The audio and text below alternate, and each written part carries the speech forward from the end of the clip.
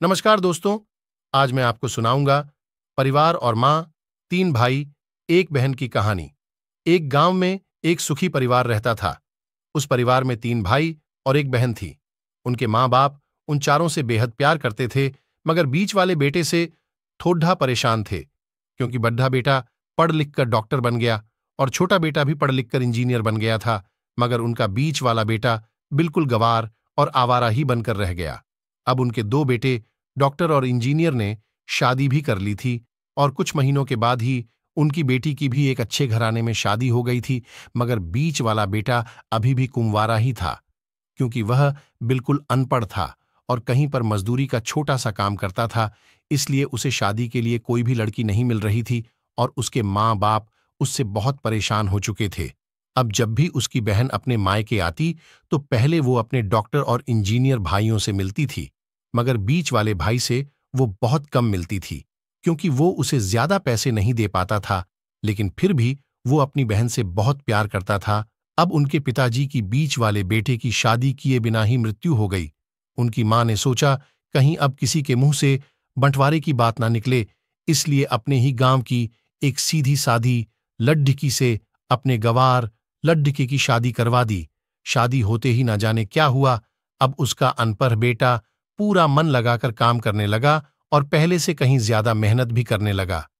अब तो उसे कोई भी दोस्त बुलाने आता तो वो उसे यही कहता था कि भाई, पहले तो मैं जैसे तैसे अकेला कमाकर खा लेता था, मगर अब मेरी शादी हो गई तो मुझे अपनी पत्नी के लिए भी कमाना पड़ता है और कल को आने वाले बच्चों के लिए भी तो कुछ जोड़ना ही पड़ेगा।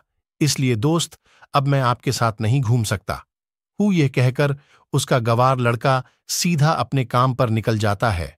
अब उसके दोनों भाई डॉक्टर और इंजीनियर आपस में ये बात करते हैं कि हम दोनों तो उस गवार से कहीं ज्यादा पैसे कमाते हैं, इसीलिए हम सब घर और जमीन का बंटवारा कर लेते हैं और उस गवार से अलग हो जाते हैं, क्योंकि अब वो हमारे बराबर कभी भी नहीं कमा सकता।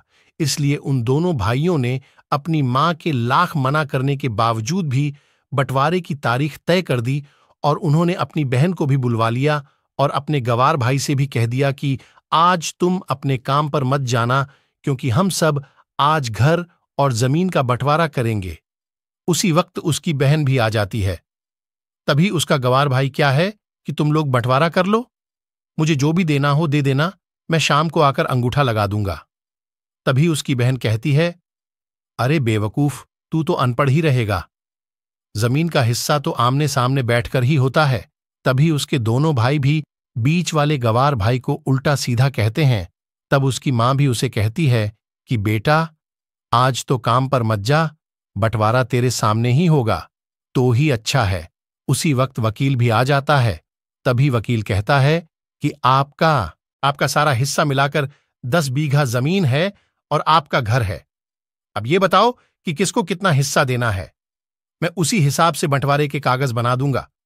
उसी वक्त उनका गवार भाई कहता है कि वकील साहब, 5-5 बीघा मेरे दोनों भाइयों के नाम लिख दो और ये जो हमारा मकान है ये मेरी प्यारी बहन के नाम कर दो। तभी उनके दोनों भाई और बहन पूछते हैं कि और तू हिस्से में क्या लेगा? तभी उनका गवार भाई कहता है कि मेरे हिस्से में मेरी प्यारी मां है ना। और तभी वो अपनी पत्नी की तरफ मुस्कुराते हुए कहता है कि क्यों मेरी प्यारी पत्नी, क्या मैंने गलत कहा? क्या उस गवार की पत्नी अपनी सास से लिपट कर कहती हैं कि मां से बड़ी वसीयत क्या होगी मेरे लिए। और उसी वक्त उसका गवार पति भी अपनी मां से लिपट जाता है। गवार बेटे बहू के इसी प्यार ने जमीन जायदाद के बंटवारे को एक सन्नाटे में बदल दिया। तभी बहन अपने गवार भाई के गले लगकर रोते हुए कहती हैं कि माफ कर दो भैया, मैं आपको समझ नहीं सकी।